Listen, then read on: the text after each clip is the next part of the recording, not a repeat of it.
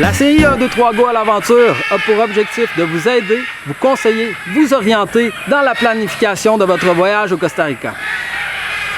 Aujourd'hui, on a justement la chance d'être dans un des plus beaux sanctuaires au pays pour les haras. Vous allez certainement les entendre autour de nous pendant cette capsule. Une des questions ou un des commentaires qu'on a le plus souvent, c'est « Je sais pas où aller, je sais pas par où commencer, il y a trop de choses à faire ».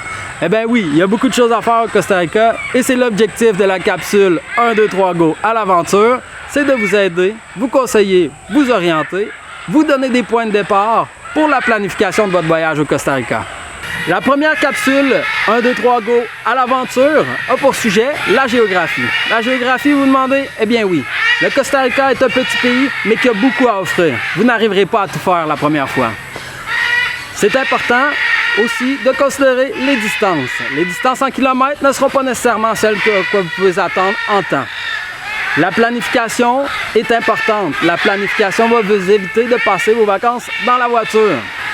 Petite parenthèse à ce sujet, il y a beaucoup d'imprévus aussi sur la route. Oui, votre voisin, votre ami peut vous avoir dit « ça se fait de point A au point B ». Lui, il l'a déjà fait. Mais les vaches, les troupeaux de vaches, les animaux et parfois les accidents peuvent rendre le tout beaucoup plus compliqué. Il vaut mieux se donner du temps pour ces déplacements que de rendre le tout trop serré. Au Costa Rica, on a différents types de voyageurs. Principalement dans le tourisme, on travaille avec deux types. Donc le premier, qui est le road trip. Les gens qui vont faire la location d'une voiture et qui vont se déplacer pour voir les activités eux-mêmes. Le deuxième, les camps de base. Donc ceux qui vont s'installer dans une région pour 2, 3, 4 semaines et plus pour découvrir cette région à l'aide de différentes excursions. Les points suivants s'adressent autant aux deux types de voyageurs, mais pas de la même manière. Le premier point, les distances. Les distances signifient le temps que vous aurez à parcourir entre votre hébergement et votre activité. C'est important ici de déterminer qu'est-ce qui est important pour vous. Est-ce que ce sera l'hôtel que vous avez vu, les photos que vous devez absolument aller séjourner, ou la chute où vous devez absolument aller prendre les photos pour votre compte Instagram? Une fois que vous aurez déterminé ça, si c'est l'hôtel, effectuez un rayon d'environ 1 heure, 1h30 de route et découvrez quelles sont les activités offertes dans ce rayon. Planifiez les excursions pour cette région, une à la fois. Si c'est la chute et d'autres activités, essayez de vous trouver un hébergement qui sera un peu plus central pour vous permettre, à partir de cet endroit-là, d'aller faire vos différentes activités lors de votre séjour dans cette région. L'idée, c'est de rendre vos déplacements simples, efficaces et sécuritaires. Évitez le plus possible de vous déplacer avec les valises dans la voiture. Pour les gens qui sont plus en type voyage camp de base, l'idée est la même. C'est-à-dire que vous allez parfois hésiter entre une ville A et B qui ont les mêmes services offerts, que les restaurants sont similaires, la plage est similaire. Mais parfois, vous pouvez avoir 1 heure de route à l'excursion la plus proche versus 3 heures de route à l'excursion la plus proche. C'est important de le prendre en considération parce que pour une journée, pour une excursion, on parle de 6 heures de route ou 2 heures de route. C'est super important. L'autre point, le point numéro 2, ce sont les combos. Les combos ici, on ne parle pas des trios McDo. Non, non, non. On parle de maximiser votre journée. Maximiser vos déplacements. Vous avez une activité centrale qui est par exemple Rio Céleste. Qu'est-ce qui est offert autour de cette activité-là pour vraiment rendre votre déplacement qui vale la peine? On a ici des entreprises qui sont déjà très bien établies, qui ont une réputation qui va au-delà des frontières du Costa Rica. Et parfois, on peut penser qu'on doit aller voir ces endroits-là pour vivre une expérience. Comme par exemple la découverte du chocolat. Mais il y en a partout au pays. Il y en a partout et il y a parfois même des endroits qui seront peut-être plus authentiques, plus familiales et qui vous permettront une expérience vraiment incroyable. Pour les gens qui sont plus du type voyage en camp de base, qui sont installés dans une région, les entreprises, comme par exemple Costour, ont pris le temps de tester, visiter et de monter les combos les journées pour vous assurer une expérience exceptionnelle.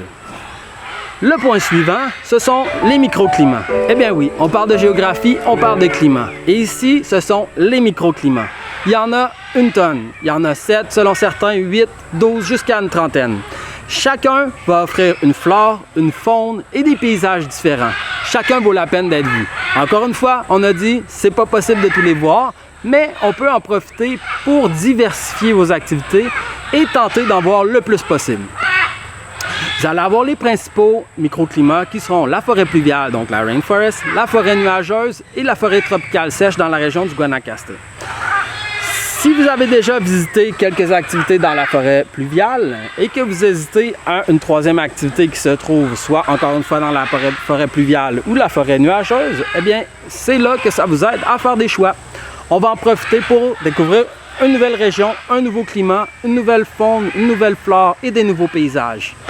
C'est l'idée de la capsule 1, 2, 3 Go à l'aventure. Vous donner des pistes pour faire des choix éclairés.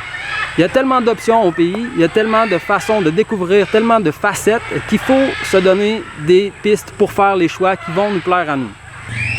On pourrait penser que ça prend beaucoup de routes pour réussir à découvrir ces différents microclimats-là. Mais par exemple, dans la région du Guanacaste, à moins de 2h30, 3 heures de route, on est capable de voir la forêt pluviale, la forêt nuageuse et la forêt tropicale sèche. Donc, il faut seulement prendre le temps de faire quelques petites recherches et puis on va être capable de le faire à travers votre séjour, peu importe dans quelle région vous serez. À retenir pour la capsule géographie. Premièrement, vous n'arriverez pas à tout voir, c'est impossible, vous allez devoir faire des choix. Deuxièmement, les distances. Minimisez vos distances. Choisissez des excursions plus proches de où vous séjournez ou choisissez un hébergement bien situé par rapport à vos excursions. Troisièmement, les combos. Maximisez vos journées. Profitez-en pour découvrir des petits endroits cachés, des perles du Costa Rica. Et quatrièmement, les microclimats.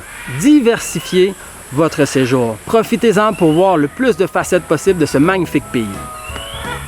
Merci beaucoup d'avoir assisté à la première de 1, 2, 3 Go à l'aventure!